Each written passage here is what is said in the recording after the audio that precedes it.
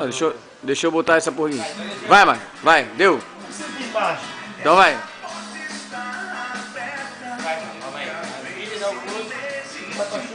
Devagarinho nós estamos com a nossa rádio, a nossa ouvinte. Agora, Manuel Camboriú, o rádio Tipinho.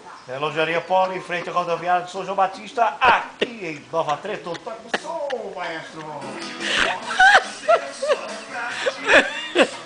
É uma pessoa doente, cara. Aqui em Nova Trento. Eu sei mais outra. Então vai. Tá, vai, rapidinho. Vai, rapidinho. Vai, Marco, baixa, Marco. Vai, Marco, ele vai falar outro. Vai, Rafael. Ah, vai acabar, porra. Mesmo filme, Marco, mesmo filme. Picolé do Fuscão, picolé de coco, picolé macho cocudo de São João.